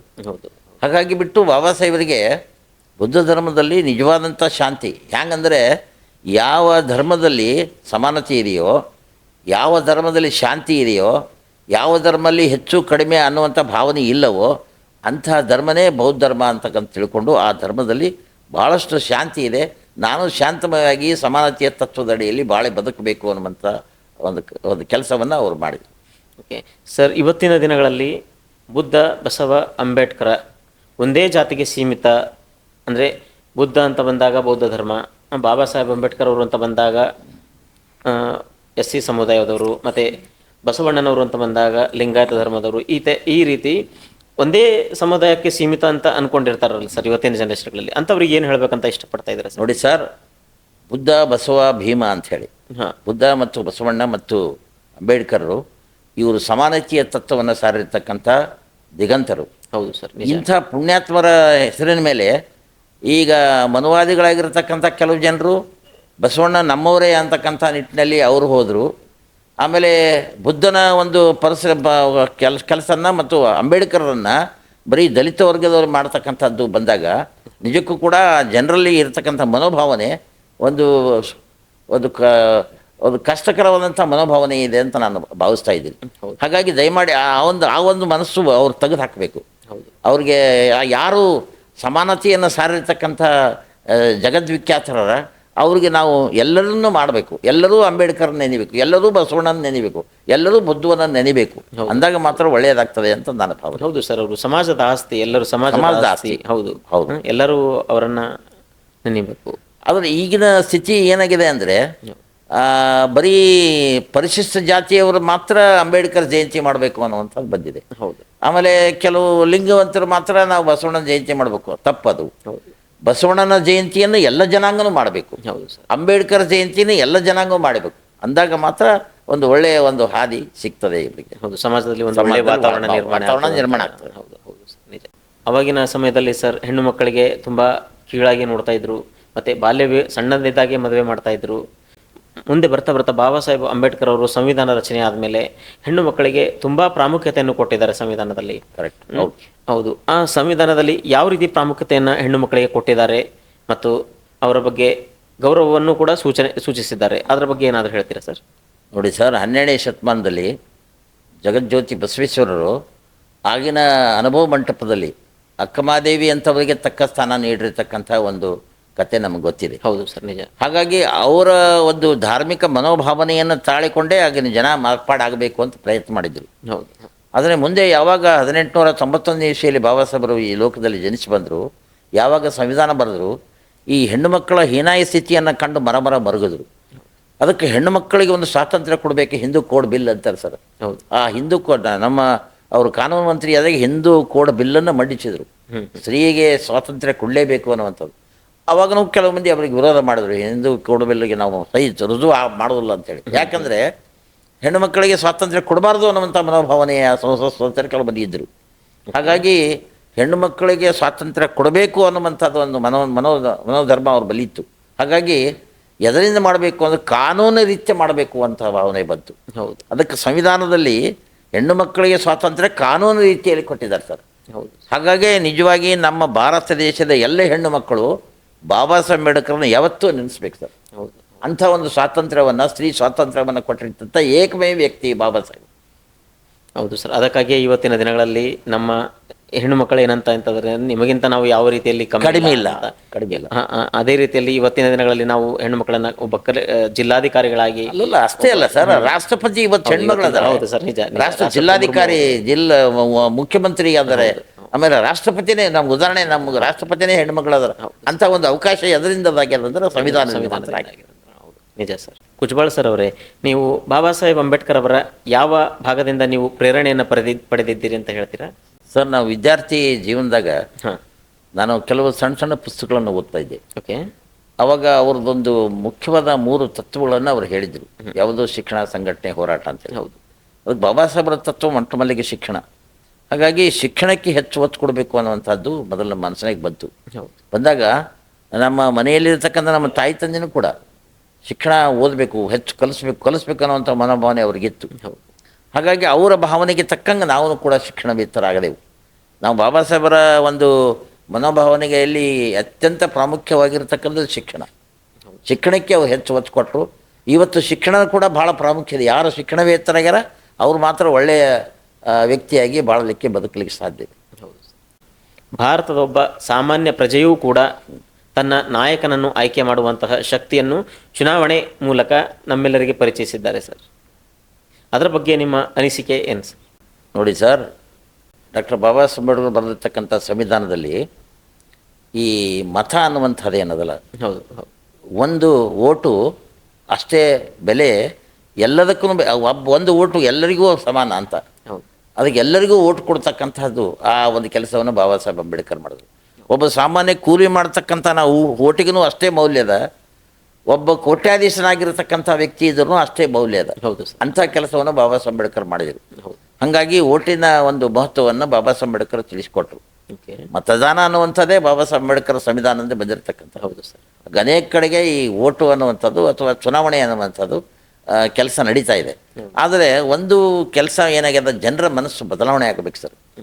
ಜನರ ಮನಸ್ಸು ಎಂಥ ಬದಲಾವಣೆ ಆಗ್ಬೇಕಂದ್ರೆ, ನಮ್ಮ ಓಟನ್ನು ನಾವು ಇನ್ನೊಬ್ಬರಿಗೆ ಮಾರ್ಕೋಬಾರ್ದು ಅನ್ನುವಂಥ ಮನೋಭಾವನೆ ಇರಬೇಕು. ಹೌದು. ಅಂದಾಗ ಮಾತ್ರ ಈ ಚುನಾವಣೆಗೆ ಮಹತ್ವ ಬರ್ತಾ ಇದೆ. ಹೌದು ಸರ್. ಅದಕ್ಕೆ ಒಳ್ಳೆಯ ವ್ಯಕ್ತಿಯನ್ನು ನಾವು ಆರಿಸಿ ತಂದೆವಂದರೆ, ನಮ್ಮ ದೇಶದ ಚುಕ್ಕಾಣಿ ಹಿಡಿತಕ್ಕಂಥ ವ್ಯಕ್ತಿ ಒಳ್ಳೆಯವನಾಗಿದ್ದರೆ ದೇಶವನ್ನು ಒಳ್ಳೆಯ ರೀತಿಯಿಂದ ನಡೆಸಲಿಕ್ಕೆ ಸಾಧ್ಯ ಇದೆ. ನಾವು ಹಣ ಪಡೆದು ಅಥವಾ ಲಂಚ ಅಥವಾ ದುಡ್ಡು ಪಡೆದು ನಾವು ಓಟ್ ಹಾಕಿದೇವಂದ್ರೆ ಎಂಥ ವ್ಯಕ್ತಿಗೂ ನಾವು ಆರಿಸ್ತಾ ಇರ್ತೀವಿ, ಅದರಿಂದ ನಮ್ಮ ಉದ್ಧಾರ ಆಗಲಿಕ್ಕೆ ಸಾಧ್ಯ ಇದೆ. ಹೌದು ಸರ್, ಹೌದು.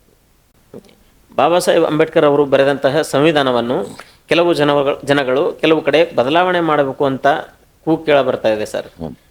ಅಂಥವರಿಗೆ ಏನು ಹೇಳಬೇಕಂತ ಇಷ್ಟಪಡ್ತಾ ಇದ್ದೀರಿ ಸರ್ ನೀವು? ನೋಡಿ ಸರ್, ಸಂವಿಧಾನ ನಮ್ಮ ರಾಷ್ಟ್ರದ ಒಂದು ಧರ್ಮ ಗ್ರಂಥ ಇದ್ದಾಗೆ. ಹೌದು, ಹೌದು. ಇಡೀ ದೇಶದ ಚುಕ್ಕಾಣಿ ನಡೀತಕ್ಕಂಥದ್ದು ಸಂವಿಧಾನದ ಮೇಲೆ. ಹಾಗಾಗಿ ಈ ಸಂವಿಧಾನದಿಂದನೇ ಬಡವರಿಗೆ, ದೀನದಲಿತರಿಗೆ, ಹೆಣ್ಣು ಮಕ್ಕಳಿಗೆ, ಸಾಮಾನ್ಯ ಕೃಷಿಕನಿಗೆ ಎಲ್ಲರಿಗೂ ನ್ಯಾಯ ಕೊಡ್ತಕ್ಕಂಥದ್ದು ಅದ. ಇದನ್ನು ಸಹಿಸಲಾರದಂಥ ಒಂದು ಗುಂಪಿದೆ, ಅದಕ್ಕೆ ಮನುವಾದಿಗಳು ಅಂತ ಕರೀತಾರೆ. ಹೌದು. ಅದು ಆ ಮನುವಾದಿಗಳು ರಾಜಕಾರಣದಲ್ಲಿ ಇದ್ದಾರೆ, ದೇಶದ ಚುಕ್ಕಾಣಿ ನಡೆಸ್ತಕ್ಕಂಥವರು ಅಲ್ಲಿ ಇದ್ದಾರೆ. ಹಾಗಾಗಿ ಅಂಥ ಮನುವಾದಿಗಳ ಒಂದು ಪರಿಕಲ್ಪನೆ ಏನದ ಅಂದರೆ, ಸಂವಿಧಾನ ಬದಲಾವಣೆ ಮಾಡಬೇಕು ಅನ್ನುವಂಥ ಒಂದು ಕೂಗು ಅಲ್ಲಲ್ಲಿ ಕೂಗ್ತಾ ಇದೆ.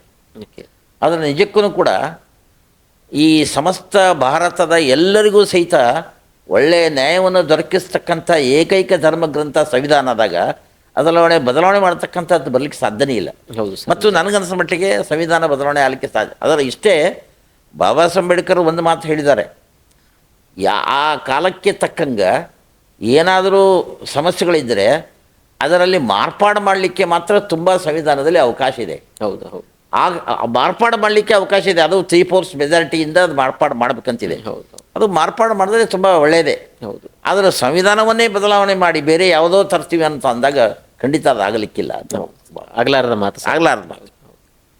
ಇಂದಿನ ಯುವ ಜನಾಂಗಕ್ಕೆ ಬಾಬಾ ಸಾಹೇಬ್ ಅವರ ಬಗ್ಗೆ ನೀವು ಏನು ಸಂದೇಶ ಕೊಡ್ಬೇಕಂತ ಅಂದ್ಕೊಂಡಿದ್ರಿ ಸರ್? ನೋಡಿ ಸರ್, ಇಂದಿನ ಯುವ ಜನಾಂಗ ಸ್ವಲ್ಪ ಕಲಿತಿರ್ತಕ್ಕಂಥ ವಿದ್ಯಾರ್ಥಿಗಳು ಸ್ವಲ್ಪ ಮೇಲ್ಮಟ್ಟಕ್ಕೆ ಹೋದಾಗ ಅವರ ಭಾವನೆ ಬದಲಾವಣೆ ಆಗ್ತಾ ಇದೆ. ಹೌದು ಆದರೆ ಇನ್ನೂ ಕೆಲವರು ಅರ್ಧಮರ್ಧ ಶಿಕ್ಷಣ ಕಲಿತಿರ್ತಕ್ಕಂಥ ಒಂದು ಗುಂಪಿದೆ. ಹೌದು ಸರ್. ಆ ಗುಂಪು ಸ್ವಲ್ಪ ಈ ಕೆಲವು ಭಾವನೆಗಳನ್ನು, ಅಂದರೆ ಸಾಮಾಜಿಕ ನ್ಯಾಯ ಕೊಡಿಸುವಂಥದ್ದಾಗಲಿ ಅಥವಾ ಮೂಢನಂಬಿಕೆಗಳಾಗಲಿ, ಇಂಥ ಭಾವನೆಗಳು ಸ್ವಲ್ಪ ದೂರ ಇದ್ದಾರೆ. ಓಕೆ. ಅವರಿಂದ ಏನಾಗ್ತದೆ ಅಂದರೆ ತುಂಬ ತೊಂದರೆ ಆಗ್ತಾಯಿದೆ. ಅದಕ್ಕೆ ಬಾಬಾ ಸಾಹೇಬರ ಒಂದು ಮಾತು ಏನಿತ್ತು ಅಂದರೆ, ಅವರೇ ಹೇಳ್ದಂಗೆ, ಬಂಧುಗಳೇ, ನನ್ನ ಮೂರ್ತಿಯ ಮುಂದೆ ನೀವು ಕುಣಿದು ಕುಪ್ಪಳಿಸಿದರೆ ನನ್ನ ಮನಸ್ಸಿಗೆ ಸಮಾಧಾನ ಸಿಗೋದಿಲ್ಲ, ನನ್ನ ಆತ್ಮಕ್ಕೆ ಶಾಂತಿ ಸಿಗೋದಿಲ್ಲ. ನೀವು ವಿದ್ಯಾವಂತರ ಕಲಿತ ಪ್ರಬುದ್ಧ ಆದ್ರಂದ್ರೆ ಆವಾಗ ನನ್ನ ಆತ್ಮಕ್ಕೆ ಶಾಂತಿ ಸಿಗ್ತದೆ ಅಂತಕ್ಕಂಥ ಮಾತನ್ನು ಹೇಳಿದ್ರು. ನಿಜ ಸರ್, ಇದು ನಿಜ. ಹಾಗಾಗಿ ವಿದ್ಯಾರ್ಥಿಗಳಾಗಿರ್ತಕ್ಕಂಥವ್ರು ಕೌಲು ದಾರಿ ಹಿಡಿಲಾರದೆ ಸ್ವಲ್ಪ ಬದಲಾವಣೆಯ ಹಾದಿ ಹಿಡಿಬೇಕು ಅಂತ. ಇವತ್ತಿನ ಸ್ಥಿತಿಗತಿಗಳನ್ನು ನೋಡಿದಾಗ ಅಂಬೇಡ್ಕರ್ ಅವರ ಜಯಂತಿ ಉತ್ಸವ ಮಾಡ್ತಕ್ಕಂಥದ್ದನ್ನು ತಾವು ಗಮನಿಸಿದ್ರಿ ಬಹುಶಃ. ಅದು ಸ್ವಲ್ಪ ಏನಾದರೂ ಪರಿವರ್ತನೆ ಮಾಡಬೇಕು ನಮ್ಮ ಜನಾಂಗಕ್ಕೆ. ಏನಾದರೂ ಅವರು ಸಂತೋಷ ವ್ಯಕ್ತಪಡಿಸ್ತಕ್ಕಂಥ ಕೆಲಸ ಮಾಡ್ತಾ ಇದ್ದಾರೆ, ಅದು ಒಪ್ತೇನೆ. ಹೌದು. ಈಗ ಜಯಘೋಷ ಆಗ್ತಕ್ಕಂಥದ್ದು, ಸಂತೋಷ ವ್ಯಕ್ತಪಡಿಸ್ತಕ್ಕಂಥದ್ದು, ಅದ್ರ ಜೊತೆಗೆ ಸಭೆ ಸಮಾರಂಭಗಳನ್ನು ಮಾಡಿ ನಮ್ಮ ಜನಾಂಗಕ್ಕೆ ಒಂದು ಜಾಗೃತಿಯನ್ನು ಮೂಡಿಸ್ತಕ್ಕಂಥ ಕೆಲಸವನ್ನು ಮಾಡಬೇಕು. ಹೌದು ಸರ್. ಒಂದು ಮಾತನ್ನು ಈ ಸಮಯದಲ್ಲಿ ಹೇಳ್ತಾ ಇದ್ದೀನಿ. ನಮ್ಮ ಬೀದರ್ನಲ್ಲಿ ಪಂಚಶೀಲ ಗವಾಯಿ ಅಂತ ಒಬ್ಬರಿದ್ದರು, ಕಾಶಿನಾಥ್ ಹಿಲಾಲ್ಪುರ್ ಅಂತೇಳಿ. ಅವರು ನಮ್ಮ ಉತ್ತರ ಕರ್ನಾಟಕ ಭಾಗದಲ್ಲಿ ಎಲ್ಲ ಕಡೆಗೆ ತಿರುಗಾಡಿ ಜನಜಾಗೃತಿಯನ್ನು ಮಾಡಿರ್ತಕ್ಕಂಥ ಏಕೈಕ, ಅವರು ನಿಜವಾಗಿ ಹುಟ್ಟು ಕುರುಡರಾಗಿದ್ದರು. ಹೌದು ಹೌದು. ಅವ್ರು ಕಣ್ಣಿಲ್ಲದಿದ್ದರೂ ಜ್ಞಾನದ ಕಣ್ಣಿನಿಂದ ನಮ್ಮ ಜನಾಂಗವನ್ನು ಒಳ್ಳೆಯ ರೀತಿಯಿಂದ ಹಾದಿಗೆ ತಂದೆ. ಹೌದು ಸರ್. ಅದಕ್ಕೆ ಅವ್ರ ಪರಿಶ್ರಮ ಇವತ್ತು ನಾವು ನೆನೆಸ್ಬೇಕು ಸರ್. ಹೌದು, ನಿಜ ಸರ್. ಹಾಗಾಗಿ ನಮ್ಮ ವಿದ್ಯಾರ್ಥಿಗಳು ಒಳ್ಳೆಯ ಭಾವನೆಯಿಂದ ಮುನ್ನುಗ್ಗಿದಲ್ಲಿ ಅವ್ರ ಜೀವನ ಸಹಿತ ಪಾವನ ಆಗ್ತದೆ ಅಂತ ನಾನು ಭಾವನೆ. ಬಾಬಾ ಸಾಹೇಬ್ ಅಂಬೇಡ್ಕರ್ ಅವರಿಗೆ ಭಾರತ ಸರ್ಕಾರ ಭಾರತ ರತ್ನ ಕೊಡಲು ಇಷ್ಟೊಂದು ಸಮಯ ಯಾಕೆ ತೊಗೊಳ್ತು ಸರ್? ನಿಜವಾಗಿಯೂ ಸಹಿತ ಇದು ಭಾಳ ನಮಗೆ ಒಂದು ವ್ಯಥೆ ಅಥವಾ ವೇದನೆ ಪಡ್ತಕ್ಕಂಥ ವಿಷಯನೇ. ಹೌದು. ಡಾಕ್ಟರ್ ಬಾಬಾ ಸಾಹೇಬ್ ಅಂಬೇಡ್ಕರು ಘನತೆಬೆತ್ತ ಧೀಮಂತ ನಾಯಕರು. ಹೌದು ಸರ್. ಹಾಗಾಗಿ ಅವರು ಶಿರೋನಾಮೆಗಳನ್ನು ನಾವು ಹೇಳ್ಕೊತ ಹೋದರೆ ಅವರು ಪ್ರಬುದ್ಧ ದೇಶ ಪ್ರೇಮಿ ಸಹಿತ. ಹೌದು ಸರ್. ಆಮೇಲೆ ಬರೀ ಭಾರತ ರತ್ನ ಅಲ್ಲ, ಅವರು ವಿಶ್ವರತ್ನ ಅನ್ನುವಂಥ ಹೆಸರನ್ನು ಪಡೀತಕ್ಕಂಥದ್ದು ಆಗಬೇಕಾಗಿತ್ತು. ಹೌದು. ಆದರೆ ನಮ್ಮ ಭಾರತದ ಘನ ಸರ್ಕಾರ ಅವರು ಅಂತ್ಯ ಆದಮೇಲೆ ಅವ್ರಿಗೆ ಮರಣೋತ್ತರ ಪ್ರಶಸ್ತಿಯನ್ನು ಭಾರತ ರತ್ನ ಅಂತ ಕೊಟ್ಟರು. ಹೌದು. ನನಗೆ ಅನಿಸೋ ಮಟ್ಟಿಗೆ ಇದನ್ನು ಸಾಲದು ಅಂಥೇಳಿ ಅಮೇರಿಕಾದಲ್ಲಿರ್ತಕ್ಕಂಥ ಒಬ್ಬ ತತ್ವಜ್ಞಾನಿ ಬರೀ ಅಂಬೇಡ್ಕರ್ ಅವರು ಭಾರತ ರತ್ನ ಅಲ್ಲ, ಅವರು ವಿಶ್ವರತ್ನ ಅನ್ನುವಂಥ ಒಂದು ಶಿರೋನಾಮೆಯನ್ನು ಕೊಟ್ಟರು. ಅಷ್ಟೇ ಅಲ್ಲ, ವಿಶ್ವ ಜ್ಞಾನ ದಿನಾಚರಣೆ ಅನ್ನುವಂಥದ್ದನ್ನು ಆಚರಣೆ ಮಾಡ್ತಕ್ಕಂಥದ್ದನ್ನು ನಾವು ಇವತ್ತು ಗಮನಿಸ್ತೀವಿ. ಹೌದು ಹೌದು. ಹಾಗಾಗಿ ಎಲ್ಲ ಬೇರೆ ಬೇರೆ ದೇಶಗಳಲ್ಲಿರ್ತಕ್ಕಂಥ ನಾಯಕರು ಬಾಬಾ ಸಾಹೇಬನ್ನು ಗುರುತಿಸಿದ್ದಾರೆ. ಇದೇ ಒಂದು ಹೆಮ್ಮೆ ಪಡಬೇಕಂತ ವಿಷಯ. ಬಾಬಾ ಸಾಹೇಬ್ ಅಂಬೇಡ್ಕರ್ ಅವರ ಜನ್ಮದಿನ ಏಪ್ರಿಲ್ 14 ರಾಷ್ಟ್ರೀಯ ಸಮತೆಯ ದಿನ ಅಂತ ಆಚರಣೆ ಮಾಡ್ತಾರೆ ಸರ್.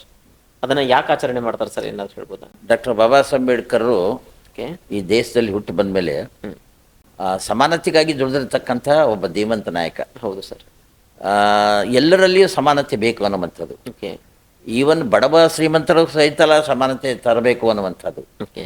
ಆಮೇಲೆ ಎಲ್ಲ ಅನ್ಯ ಜಾತಿ ಹಲವು ಜಾತಿಗಳಿಂದ ಕೂಡಿರ್ತಕ್ಕಂಥ ರಾಷ್ಟ್ರ ಆಗಿದ್ದರೂ ವಿವಿಧತೆಗಳಲ್ಲಿ ಏಕತೆಯನ್ನು ಸಾರಿರ್ತಕ್ಕಂಥ ರಾಷ್ಟ್ರ ನಮ್ಮ ಭಾರತ. ಹೌದು ಸರ್. ಹಾಗೆ ಇಂಥ ರಾಷ್ಟ್ರದಲ್ಲಿ ಎಲ್ಲರೂ ಸಮಾನವಾಗಿ ಬದುಕಬೇಕು ಅನ್ನುವಂಥ ತತ್ವದ ಆಧಾರದಲ್ಲಿ ಅವರು ಸಂವಿಧಾನವನ್ನು ಬರೆದಾರೆ.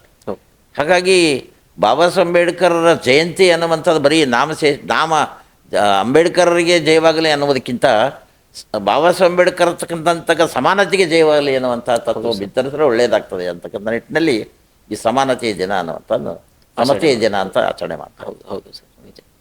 ಬಾಬಾ ಸಾಹೇಬ್ ಅವರು ರಾಜಕೀಯ ಜೀವನವನ್ನು ಮತ್ತು ಎಲ್ಲ ರೀತಿಯ ದಿನಗಳನ್ನು ಮುಗಿದ ಮೇಲೆ ಅವರ ಕೊನೆಯ ದಿನಗಳು ಯಾವ ರೀತಿ ಇದ್ದು ಅಂತ ಅದ್ರ ಬಗ್ಗೆ ಹೇಳ್ಬೋದಾ ಸರ್? ಸರ್, ಡಾಕ್ಟರ್ ಬಾಬಾ ಸಾಹೇಬ್ ಅಂಬೇಡ್ಕರ್ ಕೊನೆಯ ದಿನಗಳು ಅಂತಂದರೆ ಅವ್ರ ಮನಸ್ಸಿನಲ್ಲಿ ಏನೋ ಒಂದು ದುಗುಡೆ ಇತ್ತಂದರೆ ನಾನು ಈ ಸಮಾಜಕ್ಕಾಗಿ ಏನೇನೋ ಮಾಡಬೇಕಂತ ಪ್ರಯತ್ನ ಮಾಡಿದೆ. ಆದರೂ ನಾನು ಮಾಡ್ತಕ್ಕಂಥ ಕೆಲಸ ಇನ್ನೂ ಭಾಳಷ್ಟು ಉಳಿದಿತ್ತು. ಆದರೆ ನನಗೆ ಯಾಕೋ ನನ್ನ ಅಂತ್ಯ ಆಗ್ತದೆ ಅನ್ನುವಂಥ ಪರಿಕಲ್ಪನೆ ಅವರಿಗೆ ಬಂತು. ಯಾಕಂದರೆ ಅವ್ರಿಗೆ ಗೊತ್ತಾಗ್ತಾ ಇತ್ತು ನಾನು ಇನ್ನು ಜಾಸ್ತಿ ಉಳಿಯೋದಿಲ್ಲ ಅಂಥೇಳಿ.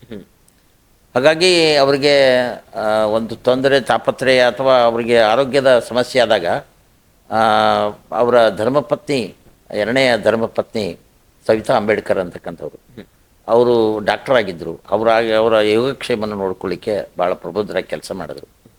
ಕೊನೆಯ ದಿನಗಳಲ್ಲಿ ರತ್ತು ಅಂಥೇಳಿ ಒಬ್ಬ ಸೇವಕ ಇದ್ದ ಅವ್ರ ಮನೆಯಲ್ಲಿ. ಅವ್ರನ್ನ ಬಹಳಷ್ಟು ಕಾಳಜಿಯಿಂದ ನೋಡ್ತಾ ಇದ್ದ.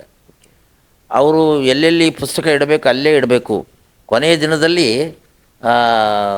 ಬುದ್ಧನ ಚರಿತೆ ಬರೀ ಹೊತ್ನಾಗ ಅನೇಕ ಬರೆದಂಥ ಒಕ್ಕಣೆ ಸಹಿತ ಮುಗಿಸಲಾರದೆ ಅದು ಮುಗಿಸೇ ಅವ್ರು ಮಲ್ಕೋತಿದ್ರು. ಹಾಗಾಗಿ ಯಾವುದೇ ಕೆಲಸವನ್ನು ಬರೆಯುವಂಥ ಕೆಲಸವನ್ನು ಪೂರ್ತಿ ಮುಗಿಸೇ ಮಲಗಿದ್ರು. ಆದರೆ ಒಂದು ಮನೋವೇದನೆ ಏನಂದರೆ, ಇನ್ನೂ ನಾನು ಮಾಡ್ತಕ್ಕಂಥ ಕೆಲಸ ಭಾಳ ಇದೆ, ತೊಂದರೆ ಇತ್ತು, ಅದನ್ನು ಪೂರ್ತಿಯಾಗಿ ಮಾಡಿ ನಾನು ಹೋಗಬೇಕಾಗಿತ್ತು ಅನ್ನುವಂಥ ವ್ಯತ್ಯಯ ಅವರ ಮನಸ್ಸಿನಲ್ಲಿ ದುಗುಡ ಇತ್ತು. ಆದರೂ ಅದನ್ನು ಹಾಗೆ ಬಿಟ್ಟುಕೊಟ್ಟು ಈ ಲೋಕದಿಂದ 1956ನೇ ಇಸ್ವಿ ಡಿಸೆಂಬರ್ ತಿಂಗಳು ಅವರು ರಾತ್ರಿ ಹೊತ್ತಿನಲ್ಲೇ ಅವರು ದೇಹ ಸ್ವರ್ಗಸ್ಥರಾದರು. ಹಾಗಾಗಿ ಅದು ಬೆಳಗಾದ ಮೇಲೆ ರತ್ತು ಆಗಲಿ ಅಥವಾ ಡಾಕ್ಟರ್ ಸವಿತಾ ಅಂಬೇಡ್ಕರ್ ಆಗಲಿ ಅವ್ರು ಬೆಳಗಾದ ಮೇಲೆ ಬಂದು ನೋಡಿದರು, ಅವಾಗ ಅವ್ರ ಪ್ರಾಣ ಪಕ್ಷಿ ಆಗಲೇ ಹಾರಿ ಹೋಗಿತ್ತು. ಇಂಥ ಒಬ್ಬ ಧೀಮಂತ ನಾಯಕ ನಮ್ಮ ನಮ್ಮ ದೇಶದಿಂದ ಕಣ್ಮರೆಯಾದ ದುಃಖದ ಸಂಗತಿ. ಭಾರತ ರತ್ನ ಡಾಕ್ಟರ್ ಬಾಬಾ ಸಾಹೇಬ್ ಅಂಬೇಡ್ಕರ್ ಅವರು ಸಮಾನತೆಯ ಬಗ್ಗೆ ಯಾವ ರೀತಿ ಚರ್ಚೆ ಮಾಡ್ತಾ ಇದ್ರು ಅವರ ಗೆಳೆಯರ ಜೊತೆ, ಅಂತಹ ಸಂದರ್ಭದ ಬಗ್ಗೆ ಏನಾದರೂ ಹೇಳ್ಬೋದಾ ಸರ್? ನೋಡಿ ಸರ್, ಡಾಕ್ಟರ್ ಬಾಬಾ ಸಾಹೇಬ್ ಅಂಬೇಡ್ಕರ್ ಸಮಾನತೆಯ ಹರಿಕಾರ ಅಂತ ಹೇಳಿದರು. ಅವರು ಎಲ್ಲಿ ಹೋದಲ್ಲಿ ಕುಂತಲ್ಲಿ ನಿಂತಲ್ಲಿ ಸಮಾನತೆಗಾಗಿಯೇ ಅವರು ಹೋರಾಡಿರ್ತಕ್ಕಂಥ ವ್ಯಕ್ತಿ. ಓಕೆ, ಅದಕ್ಕೆ ಸಮಾನತೆಯ ಒಂದು ದೃಷ್ಟಾಂತನ ಈ ಸಮಯದಲ್ಲಿ ಹೇಳಕ್ಕೆ ಇಷ್ಟಪಡ್ತೀನಿ. ಓಕೆ, ಅವರು ಒಂದು ಕಡೆ ಟೀ ಕುಡ್ಲಿಕ್ಕೆ ಹೋದಾಗ ಟೀ ಕುಡಿಯುವಂಥ ಸ್ಥಳದಲ್ಲಿ ಕಾರ್ಲ್ ಮಾರ್ಕ್ಸ್ ಇದ್ದರು, ಆಮೇಲೆ ಪೆರಿಯಾರ್ ಅವರಿದ್ದರು, ಡಾಕ್ಟರ್ ಅಂಬೇಡ್ಕರ್ ಇದ್ದರು. ಒಂದು ಕಡೆಗೆ ಒಂದು ಟೇಬಲ್ ಮೇಲೆ ಕೂತಾಗ ಕಾರ್ಲ್ ಮಾರ್ಕ್ಸರು ಒಂದು 3 ಟೀ ಕುಡಪ್ಪ ಅಂತ ಆದೇಶ ಮಾಡಿಬಿಟ್ರು. ಓಕೆ, ಆರ್ಡರ್ ಕೊಟ್ಟರು. ಆವಾಗ ಪೆರಿಯಾರ್ ಏನು ಹೇಳ್ತಾರೆ ಅಂದರೆ 3 ಟೀ ಒಂದೇ ಥರ ಇರಬೇಕು ನೋಡಪ್ಪ ಅಂತ ಹೇಳಿದರು. ಓಕೆ, ಆವಾಗ ಡಾಕ್ಟರ್ ಬಾಬಾ ಸಾಹೇಬ್ ಅಂಬೇಡ್ಕರ್ ಹೇಳಿರ್ತಕ್ಕಂಥ ಮಾತು ಎಂಥದ್ದಂದರೆ, ಅದು 3 ಟೀಗಳು ಒಂದೇ ಥರ ಇರ್ಬೋದು, 3 ಜನರಿಗೆ ಕೊಡ್ತಕ್ಕಂಥ ಗ್ಲಾಸ್ ಒಂದೇ ಥರ ಇರಲಿ ಅನ್ನುವಂಥ ಮಾತನ್ನು ಹೇಳಿದರು. ಓಕೆ, ಎಂಥ ಸಮಯದಲ್ಲಿ ಅವರು ಸಮಾನತೆಯನ್ನು ಸಾರತಕ್ಕಂಥ ಧೀಮಂತ ವ್ಯಕ್ತಿಯಾಗಿದ್ದರು. ಸಮಾನತೆ ತತ್ವೇ ಅವರ ಒಂದು ನುಡಿಯಾಗಿತ್ತು ಅಂತ ಮಾತು ಮೊದಲು ಹೇಳಕ್ಕೆ. ಓಕೆ, ಭಾರತ ರತ್ನ ಡಾಕ್ಟರ್ ಬಾಬಾ ಸಾಹೇಬ್ ಅಂಬೇಡ್ಕರ್ ಅವರು ಪುಸ್ತಕ ಪ್ರೇಮಿ ಇದ್ರು ಅಂತ ನೀವು ಕೇಳಿದ್ವಿ ಸರ್. ಹೌದು. ಅಂತಹ ಯಾವುದಾದ್ರೂ ಒಂದು ಸಂದರ್ಭದ ಬಗ್ಗೆ ಹೇಳ್ಬೋದಾ ಸರ್ ನೀವು? ನೋಡಿ ಸರ್, ಡಾಕ್ಟರ್ ಬಾಬಾ ಸಾಹೇಬ್ ಅಂಬೇಡ್ಕರ್ ಪುಸ್ತಕ ಪ್ರೇಮಿ ಎನ್ನುವಂಥದಕ್ಕೆ ಅವರು ಕಾರಿನಲ್ಲಿ ಹಚ್ಚಿದಾಗ ಮೊದಲೇದಾಗ ಏನಾದರೂ ಹೋಗಬೇಕಂದ್ರೆ ಪುಸ್ತಕ ಅಂಗಡಿಗೆ ಹೋಗಿ ನಿಲ್ಲಿಸ್ತಿರೋಂಥ ಅವ್ರ ಕಾರು. ಓಕೆ, ಇನ್ನೊಂದು ಅಂದರೆ ಅವರು ಎಲ್ಲಾದರೂ ಡ್ರೆಸ್ ಚೆನ್ನಾಗಿದ್ದರೆ, ಒಳ್ಳೆಯ ಡ್ರೆಸ್ ತೊಡ್ತಕ್ಕಂಥ ವ್ಯಕ್ತಿ ಅವರು. ನೀಟ್ ಡ್ರೆಸ್, ಅದಕ್ಕೆ ಆ ಡ್ರೆಸ್ಸಿನ ಹತ್ರ ಅಂಗಡಿ ನಿಲ್ಲಿಸ್ತಿದ್ರು ಕಾರು. ಅದಕ್ಕೆ ಅವರು ದೃಷ್ಟಾಂತ ಇನ್ನೂ ಒಂದು ಭಾಳ ಮಹತ್ವದ್ದದೆ. ನಿಮ್ಮಲ್ಲಿ 2 ರೂಪಾಯಿ ಇದ್ದರೆ 1 ರೂಪಾಯಿ ಏನಾದರೂ ನೀನು ತಿನ್ನು, 1 ರೂಪಾಯಿ ಉಳಿದ್ರೆ ಅದನ್ನು ಪುಸ್ತಕ ಖರೀದಿ ಮಾಡು ಅಂತ ಹೇಳಿದರು. ಯಾಕೆ ಸರ್? ಯಾಕಂದರೆ 1 ರೂಪಾಯಿ ನಿನ್ನ ಹೊಟ್ಟೆ ತುಂಬುತ್ತದೆ, ಆದರೆ 1 ರೂಪಾಯಿ ನೀನು ಪುಸ್ತಕ ಖರೀದಿ ಮಾಡಿದ್ರೆ ಆ ಪುಸ್ತಕದಿಂದ ನಿನ್ನ ಜೀವನವನ್ನೇ ಬದಲಾವಣೆ ಮಾಡತಕ್ಕಂಥ ಶಕ್ತಿ ಆ ಪುಸ್ತಕದಲ್ಲಿದೆ. ಅದಕ್ಕೆ ಅಂಥ ಪುಸ್ತಕವನ್ನು ಖರೀದಿ ಮಾಡುವಂಥ ಬಾಬಾ ಸಾಹೇಬ್ ಹೇಳಿದರು. ಓಕೆ, HB ಕುಚ್ಬಾಳ್ ಸರ್ ಅವರು ನಮ್ಮ ICS ಪಾಡ್ಕಾಸ್ಟ್ಗೆ ಬಂದು ತಮ್ಮ ಅಮೂಲ್ಯವಾದ ಸಮಯವನ್ನು ಕೊಟ್ಟು ಅವರ ಜೀವನದ ಬಗ್ಗೆ ಹಾಗೂ ಭಾರತ ರತ್ನ ಡಾಕ್ಟರ್ ಬಾಬಾ ಸಾಹೇಬ್ ಅಂಬೇಡ್ಕರ್ ಅವರ ಬಗ್ಗೆ ನಮ್ಮ ICS ಪಾಡ್ಕಾಸ್ಟ್ನಲ್ಲಿ ಚರ್ಚೆ ಮಾಡಿ ನಮಗೂ ಹಾಗೂ ನಮ್ಮ ಜನಗಳಿಗೂ ಕೂಡ ಅದರ ಬಗ್ಗೆ ಅರಿವು ಮೂಡಿಸಿದ್ದಕ್ಕಾಗಿ ನಮ್ಮ ICS ಪಾಡ್ಕಾಸ್ಟ್ ಕಡೆಯಿಂದ ತುಂಬ ಹೃದಯದ ಧನ್ಯವಾದಗಳು. Thank you sir. ಧನ್ಯವಾದ. ನಮಸ್ಕಾರ. ಧನ್ಯವಾದಗಳು ಸರ್. ICS ಪ್ರೊಡಕ್ಷನ್ದಿಂದ ನಡೆದಿರ್ತಕ್ಕಂಥ ಈ ಒಂದು ಕಾರ್ಯಕ್ರಮ ನಿಜವಾಗಿಯೂ ಸಹಿತ ಭಾಳ ಸುಚಾರವಾಗಿರ್ತಕ್ಕಂಥ ಕಾರ್ಯಕ್ರಮ. ಅನೇಕ ಮಹಾಮಹಿಮರ ಧೀಮಂತರ ಡಾಕ್ಟರ್ ಬಾಬಾ ಸಾಹೇಬ್ ಅಂಬೇಡ್ಕರ್ ಅಂತವರ ಜೀವನ ಚರಿತ್ರೆಯ ಬಗ್ಗೆ ಚರ್ಚೆ ಮಾಡಿರ್ತಕ್ಕಂಥದ್ದನ್ನು ಜನಗಳು ಗಮನಿಸಬೇಕು. ಇಂಥ ಸುಂದರವಾದಂಥ ಕಾರ್ಯಕ್ರಮಕ್ಕಾಗಿ ICS ಪ್ರೊಡಕ್ಷನ್ ತಾವೆಲ್ಲರೂ ಸಂಪರ್ಕ ಮಾಡಬೇಕು ಅಂಥೇಳಿ ತಮ್ಮಲ್ಲಿ ವಿನಂತಿ ಮಾಡ್ತಾಯಿದ್ದೀನಿ. ನಮಸ್ಕಾರ. ಅದರ ಜೊತೆಗೆ ICS ಪ್ರೊಡಕ್ಷನ್ ಯೂಟ್ಯೂಬಿಗೆ ನೀವು ಲೈಕ್ ಮಾಡಬೇಕು ಅಂಥೇಳಿ ನಾನು ವಿನಂತಿ ಮಾಡ್ತಾಯಿದ್ದೀನಿ.